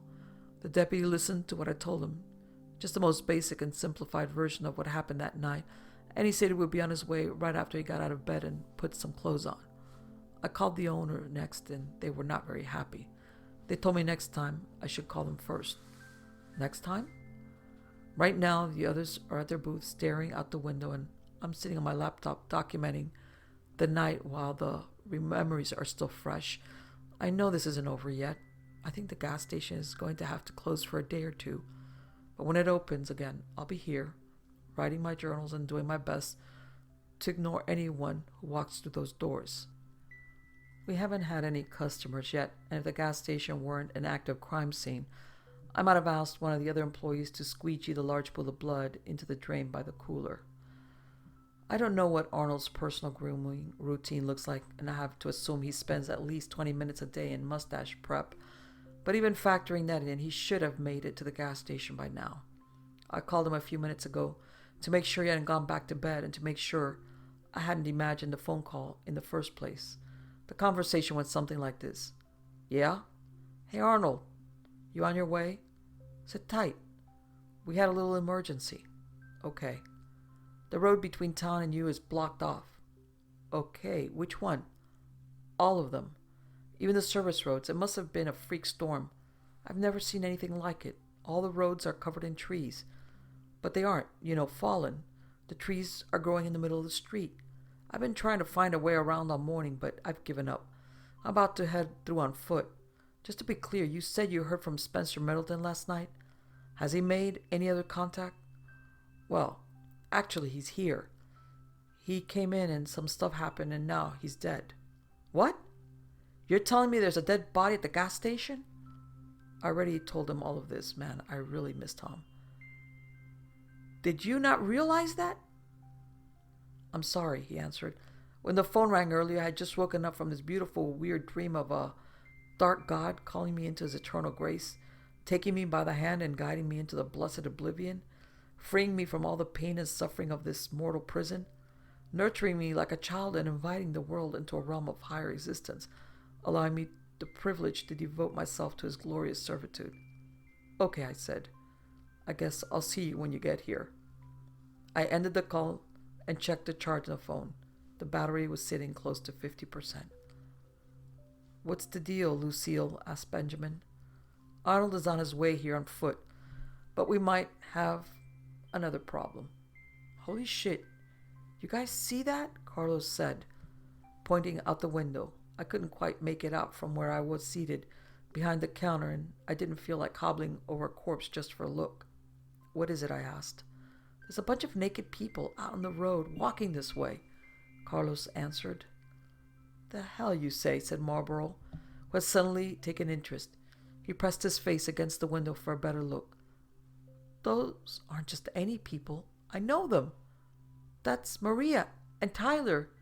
And there goes Fred, at least. Those were the names I gave them. Benjamin crossed to the frozen drink machine, throwing over his shoulder quick. They friends of yours? Family, actually. Well, they were anyway before they disappeared. But I don't remember them looking like that. Like what? I asked, starting to get an uneasy feeling. Like, he took a second to find the words, but all he came up with was, they look funny. They continued walking closer to the gas station, close enough by now that I could see them. At least a dozen people, stark naked. The closer they got, the more details I could make out, the more I wish I couldn't. Their eyes were milky and pale, maggots crawling out of infested crevices all over their bodies, their skin dirty and covered in lesions and bruises. Marlboro was certainly not wrong. They looked funny. I'm sure you know the Hollywood-style zombie walk, the shuffle of an undead body with impaired motor skills. The scariest part of these people approaching the front door of the gas station was that they were walking 100% perfectly normally, just a bunch of decaying nudists out for a stroll. There was a loud crash that snapped us out of our probably rude staring. We all turned to see that Benjamin had pulled the frozen drink machine to the ground and was attempting to drag it over Spencer towards the front door. The sticky syrup concoction spilled all around the ground, mixing with congealed blood and coating the floor in a red and brown and purple viscous soup. There's no way we won't have an insect problem after this. Marlboro and Carlos didn't have to ask what was going on. They instantly knew the plan and began yanking down whatever fixtures were bolted in place and piling them up in a barricade against the glass doors. I would have helped if it weren't for this broken leg. Besides, it looks like they've got this under control. You boys think you can stay alive long enough for help to arrive? Benjamin asked. We've got almost 90 years' experience staying alive between the three of us, Carlos joked. Benjamin directed his next question to me. You got any weapons in this place? I told him no. The only thing I have is a half-empty canister of gasoline in the supply closet and some really hard jerky. But he was welcome to whatever he could find. That's when he started MacGyvering some spears out of the chair legs and broken glass from the drink case. About 10 minutes ago, the gas station lost power. Now, really would be a good time to have a giant pet glow-in-the-dark butterfly. Stupid raccoons. It's been pretty quiet, save for the wet guttural whispering coming from those people outside. Benjamin is still searching for weapons while Carlos finds things to push against the front door, and assuming he hasn't fallen asleep, Marlboro has been taking the back door. I was feeling pretty useless after Benjamin confiscated my crutches, so I figured I would take the opportunity to type up the account of what happened, just in case Arnold gets here too late. And in the spirit of preparations, I should say a few things to whoever finds this message. Or is it whomever? I could never get that right. First, to the owners, I'm sorry about the mess. Second, to her, I'm sorry we didn't run into each other one last time. Third, to whoever keeps dumping tar into the ditch outside the gas station, I hate you. I guess I'll have to say it's been a weird, crazy ride. This is Jack from the gas station signing off one last time. I didn't die. Sorry. It's been so long since the last update. I just got my laptop back from the police. I know you're probably wondering what happened. Well, last week I met a dark god. We were in that gas station without power for hours. It's cold this time of year, so we huddled together around a plate of scented candles and ate pork rinds and canned beans. Marlboro almost dozed off a couple of times before Carlos decided to loot the energy pills behind the counter. He handed them out and we all took a few, washing them down with cold coffee and telling ourselves it was for alertness, but all it did for me was create a heartbeat arrhythmia. That sure would be funny if those things finally broke in here just to find the four of us dead from heart attacks. Well, not funny, but you know. Carlos tried to strike up a conversation with Benjamin a couple of times, but the bearded man wasn't very social. You, Army? Nah. I knew a guy. He was a ranger in the Army. You remind me of him. All right. Those things out there, any idea what we're dealing with? You ever see anything like that before? Nah. Got any family? No. I checked Spencer's phone throughout the day, but it wasn't getting any service anymore. I tried 911 a few times, but even that wouldn't go through. When the battery got to 5%, I turned it off. We might need it later for an emergency call. Eventually, the adrenaline and pills started to wear off, and I remembered that my leg was still healing from a complex fracture, and maybe I shouldn't have agreed to come back to work so soon. I did the cripple walk back to the front desk to grab my meds. While I was there, I spotted the still unopened gift wrap package on the shelf beneath the register. I decided to ignore it and instead grab the employee whiskey bottle that was behind it. We told ourselves it was for our nerves, but all it did for me was to give me an even worse heartbeat arrhythmia. A few more hours passed. After we killed the first bottle, we opened another, then Marlboro got into the energy drinks because we needed mixers. At some point, the former cultist pulled out a stash and lit a joint. Without asking, I might add, turned the whole station into a hot box. I couldn't remember if I'd taken my pain meds yet, so I went ahead and took them. As the sun started to set, I had two thoughts competing for first place in my mind. First, it's getting dark early these days, and second, I think we might be getting a little too fucked up to handle what's about to happen. Time became even more illusory than normal. Once the laptop died and we had no way of knowing how long we'd been waiting, we started measuring the time in candles. Our snack food and morale raced each other to depletion. At some point, Carlos got me away from the others to ask what I thought about Benjamin. I told him he was the nicest guy that had pointed a gun in my face all week, but Carlos told me that he had a weird feeling about him. I reminded Carlos that he had killed Kiefer a couple of times and maybe he should get off his high horse. "Hey," Benjamin yelled at us from across the room. "What are you two talking about?"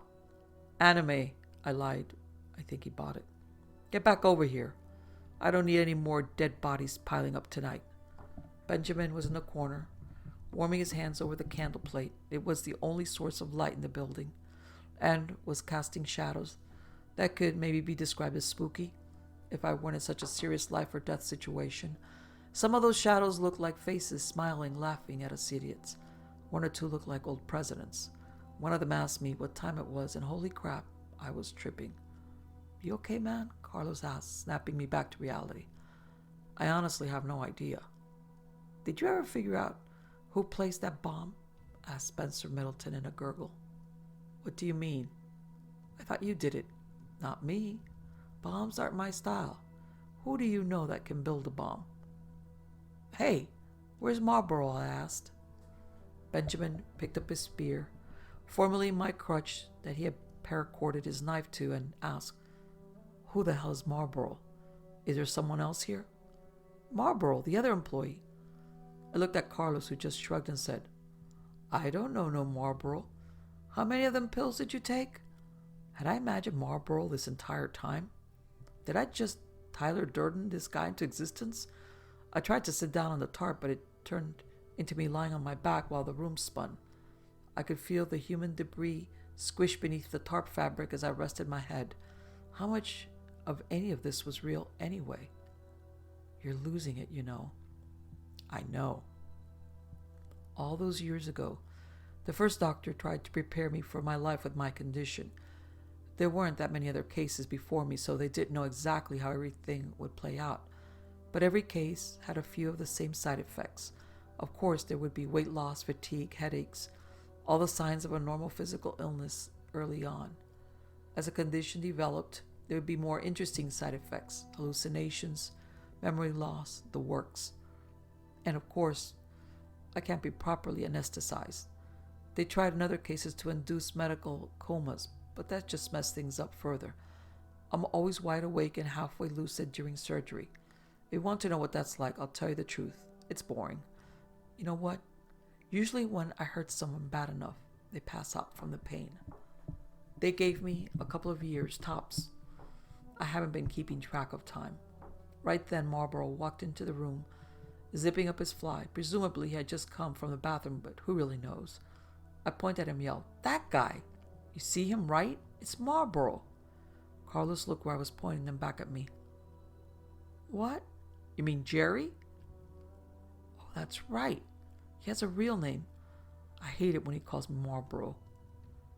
Benjamin set the improvised spear down and turned his attention back to the fire.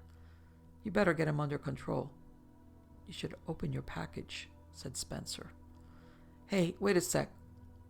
Aren't you supposed to be dead? Well, aren't you supposed to be dead? He said back. Touchy, Spencer. Who are you talking to? Asked Carlos. Spencer, I answered. Well, stop that. It's freaking us out. 2 candles burned from start to finish before Benjamin decided that help wasn't on the way and our best chance of survival was to fight it out with the things outside. I disagreed, but Benjamin informed me in his own polite way that it wasn't up for vote. He peeled back the layers of the barricade just enough to get a view of the outside. Once we knew what we were dealing with, we could come up with a better game plan, only he couldn't get a good look because something was blocking the view. Something just on the other side of the glass doors. Benjamin yanked the rest of the barricade down and took a few steps back to marvel at it. Well, you don't see that every day, said Jerry. Nope, I can't do it. I'm sorry. His name is Marlborough. We were trapped there inside the gas station. On the other side of the doors, a network of trees had grown together, twisted into knots, and pressed against the glass. They were so densely pressed into a single wall of tree trunks that not even light could get through. For all we knew, it could have been daytime outside. We have to get out of here, said Benjamin. We checked the back door, but it was the same thing. I often wondered how long a person could survive inside the gas station without any new supplies coming in. I had run the scenario in my head 1,000,000 times. On boring nights, what else is there to do? I had run the thought experiment for countless different contexts. How long could I survive if the gas station were transported back in time to another planet, if there was a zombie apocalypse, etc.? What I had deduced was that under real or ideal circumstances, I could live off of the supplies on hand for 4 years if I could find a source of water. 6 weeks, if not. These were not ideal circumstances. We had already smashed up, weaponized, or eaten almost all of our supplies. If we were trapped here, it wouldn't take long for us to go all Donner Party on each other. While I was pondering this in the hallway by the cooler, we heard the sound of glass shattering from the main room. Benjamin raised his spear and led the way back. The wall of trees was still there on the other side of the doors. Our mess was still there. Everything was as we left it with one exception. The tarp was pulled back and Spencer's body was gone. A series of footprints coagulated in the blood, leading from where he should have been to the shattered glass of the front door, like he had just gotten up, walked over, and was absorbed into the tree. I need you boys to think real hard, Benjamin said. Is there any other way out of this place? Well, Marlborough said. I shot him a look and shook my head, but I guess he couldn't see in the dim candlelight. Or maybe he was just too dense to understand. There is that hole. Hole? What hole? The hole in the secret room back here past the cooler. Secret? Room? Yeah, right over here. Marlborough pointed at the blank space in the wall where the door used to be. The owners had decided that the smartest thing they could do when they found out about the secret room was to remove the door, build a good old-fashioned wall, and forget all about it. But that was only works if everyone agrees to forget about it first. You're telling me there's a secret room behind there, and a hole in that room that we can maybe fit inside and escape? Why didn't you boys tell me this earlier? He didn't wait for an answer. Benjamin straight to the wall and started smashing it to pieces with his spear, and then, after he got it down a little, his bare hands. After a minute, the wall was once against a door. While Benjamin lit and placed a few candles around the giant hole in the floor, I grabbed Carlos and pulled him aside. Hey, I said, I should tell you something. I opened that package. The one that looked like a present? Yeah, he said. Yeah, I said. I'm not sure at what point I'd finally cracked and opened it, but I had been carrying around the contents of the box in my pocket for at least one candle. Inside the box had been a small handgun. I knew enough about pistols from playing video games to know how to check the clip, and sure enough, it was loaded. I showed the gun to Carlos, who said, That's a Ruger 380. Is that good? Well, it's a gun, so it'll probably have more stopping power than a chair leg. Why didn't you give it to him? Carlos gestured at our fearless leader. I don't know, or trust him. Good point. Here, I said, trying to hand it over. I'm not a gun guy. No way, man, you keep it. I got both legs. You need it more than me. Benjamin yelled to us from the secret room. You all ready or what? Time to see what's down here. Then he jumped in. I may have neglected to mention that it was a 10-foot drop to the cave floor below. I also might have taken a little pleasure in the sound of him crashing landing and the pain moan that followed. For the rest of us, we rolled up a tarpaulin, put some knots into it like a poor man's rope ladder, and I have to give credit to tarps. Those things are incredibly useful. We had spent hours above ground in a room with a dead body, unrefrigerated food, and Benjamin's body odor. We were all eating canned beans, and I think somebody probably threw up in the garbage can. My point is this: we were all smelling pretty bad, to the point where I was doubting that I still had a sense of smell. But once we went into that hole, I knew for a fact that we hadn't. The smell down there made our gas station funk seem like cologne. The very worst putrid odors from the storm drains around the station were nothing compared to this. Is it possible for a smell to be heavy? Because that's the best word I can think of for it. Not thick, just heavy. Carlos and Marlborough took turns barfing. When they were done, Benjamin handed out the torches he had made from gasoline-soaked rags and chair legs. I don't know what that guy's deal is, but he sure is crafty. The cave was a straight tunnel, starting under the gas station and heading away from town. It was plenty tall enough for all of us to stand comfortably, and there was a slight incline, taking us downhill as we walked further into the hole. "What the hell is this?" Benjamin asked after about 20 feet. He waved his torch at the wall, and I saw that somebody had spray-painted a message on the cave wall in red. It said in shaky handwriting, "Rita the raccoon ate the cocoon."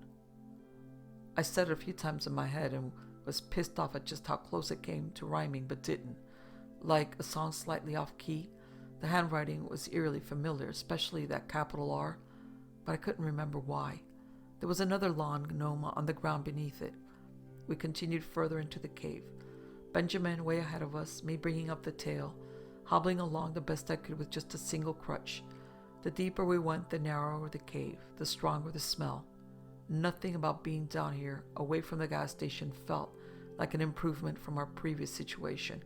But it wasn't until we made it to the tree that I really decided that we had messed up. I don't know how long we had been walking down there, maybe a half mile or so. Crutch miles feel a lot longer than normal miles, but we eventually came upon an enormous black tree taking up the width of the cave. It looked like one of those 1,000-year-old sequoias, big enough to put a 2-lane road through. "Holy shit," enunciated Benjamin. I was the last to see what everyone else was wide-eyed and gawking at. The tree, in addition to being enormous, had some characteristics that you wouldn't expect a tree to have, specifically human body parts. A few arms and legs poking out at random spots, and right at eye level, a human face. "Hey," said Marlborough. "I know that guy. It's Patrick." He touched Patrick's face, and he peeled off and plopped to the ground like a wet Halloween mask. "I don't think he's going to make it," Benjamin said as he pulled something out of his pocket and stuck it to the tree. "What is that?" I asked. Surprisingly, it was Marlborough who answered. "That looks like C4 plastic explosives to me." Benjamin chuckled. "Wow, you win the prize for that one, Rain Man. Yeah, it's the last of my explosives. I've been trying to kill this thing, piece at a time, for the last week, but it just keeps growing back. I have to kill the root system, blow it up, and kill the brain so the rest of the network will die." "That was you that put that bomb in the gas station?" I said. "Yeah, well, back then I thought the building was the epicenter of this whole thing." "Hey," interrupted Carlos, "Jack was still in the building when you planted that." "I know. Guys?" Marlborough tried to get their attention, but it wasn't working. "You knew? He would have died if that thing went off. Guys? Look, assholes, this is war, and in war, there are few casualties. You can't make peanut butter without smashing a few nuts." "Hey, guys!" "What?" screamed Benjamin. "I'm a little busy." Marlborough pointed back the way we came. We all turned to see Spencer standing in the middle of the path, a wicked smile on his face. "Hi, miss me?" Carlos screamed at me. "Jack, the gun!" I pulled the weapon out of my pocket and chucked it as hard as I could. It smacked Spencer right in the face and he fell over. I was very proud for the 2 seconds it took me to realize what I had done wrong. What came next almost happened too quickly for me to comprehend. Something burst out of the wall next to us, an enormous object the size of a car and mostly hand-shaped. It wrapped its giant fingers around the other three and pulled them into the wall. And then I was falling. The earth had opened up below me and I was sliding through a dark tunnel. No, I was being pulled, more like swallowed. Really, it went for a while, dirt filling my nose and ears and mouth, and then whatever it was spat me out into a pitch black room, into a rocky wet piece of ground. I landed on my bad leg and probably broke it again. Well, I thought at least this time I managed to hit Spencer.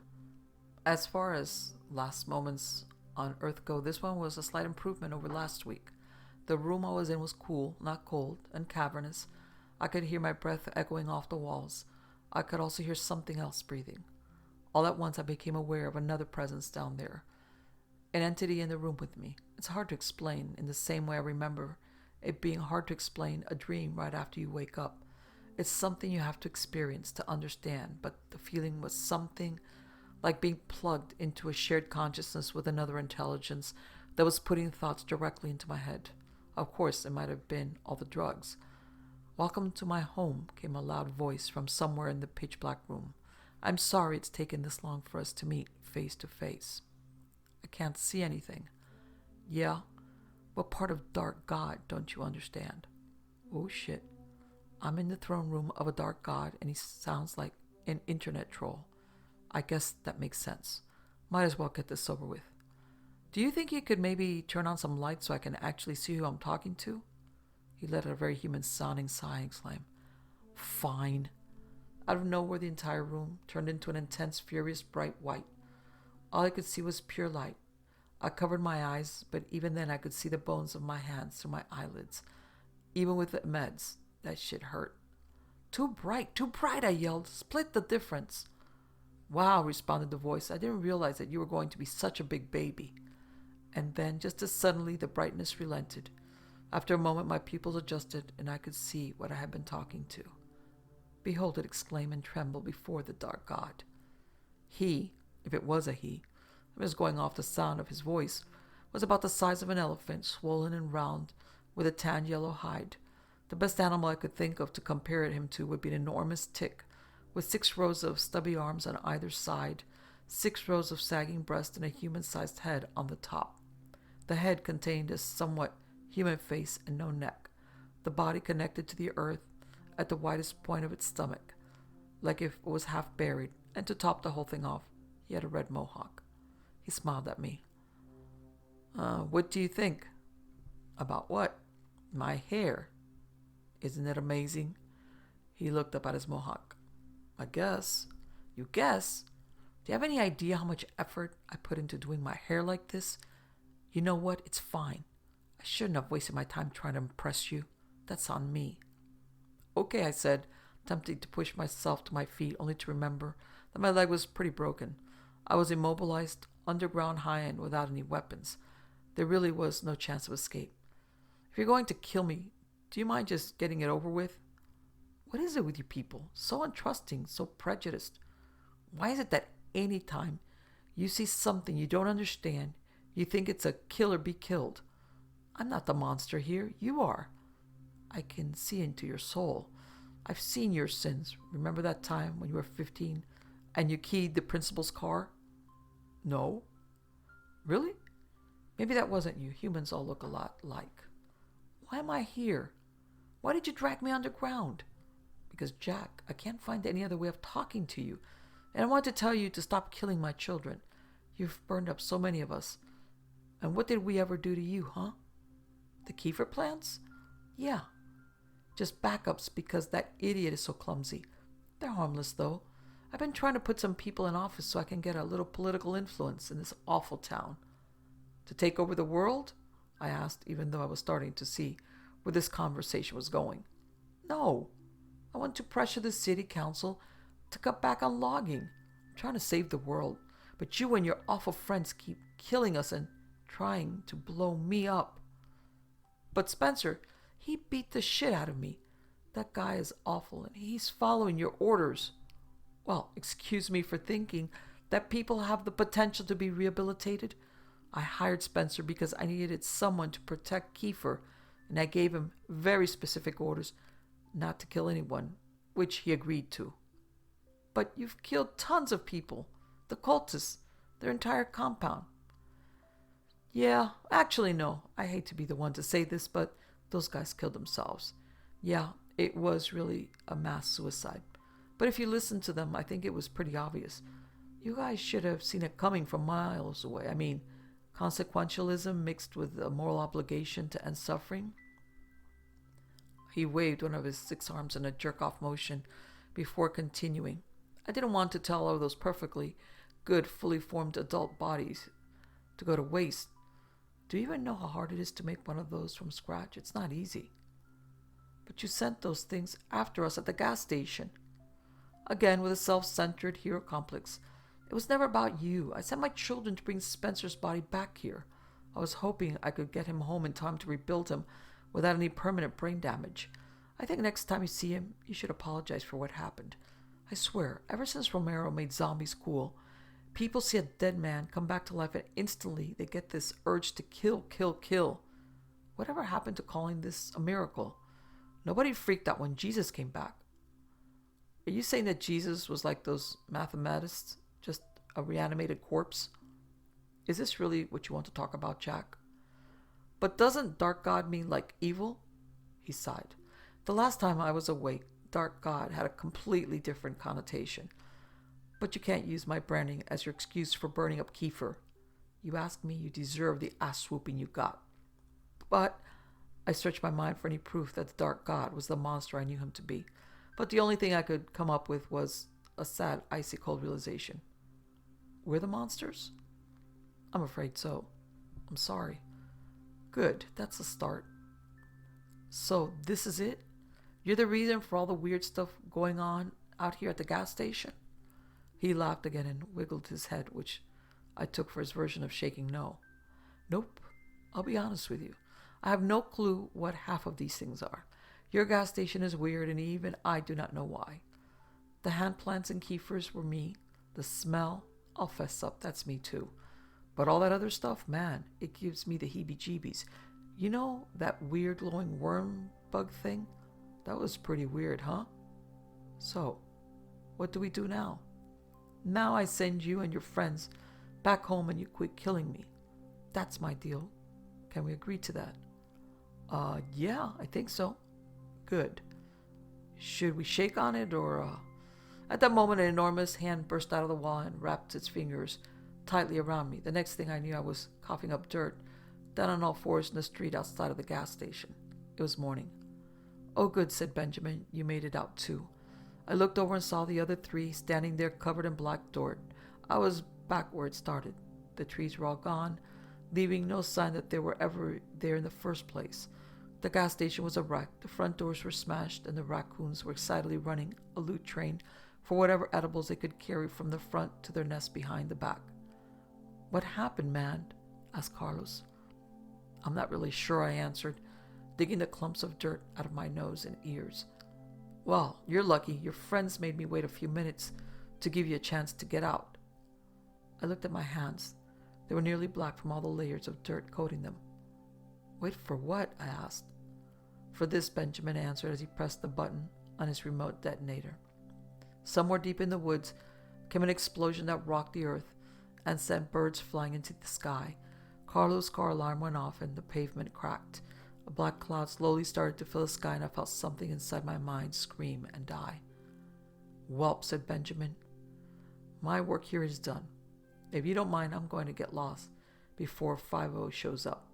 Then he walked off into the forest, hopefully never to be seen again. And that's what happened. If you can believe it, I'm back at the gas station working again. Arnold is on personal leave from the police force, and I didn't care to ask for details, so we have a new deputy babysitting us. I'll tell you all about her another time, maybe. The police investigated the incident and ultimately concluded that we were victims of hysteria brought on by a gas leak, and once again there was nothing supernatural to be reported. I don't know if this is the end of the Dark God, but I do know that I haven't felt any compulsions to continue digging ever since Benjamin blew up that underground tree. Things are settling back into our brand of normal. I still work way too much, I'm still keeping a journal, and weird things still happen at the shitty gas station at the edge of town. And in fact, just yesterday, people started reporting that they had seen something in the woods that looked like an enormous raccoon with bat wings, stealing small animals before flying off into the forest.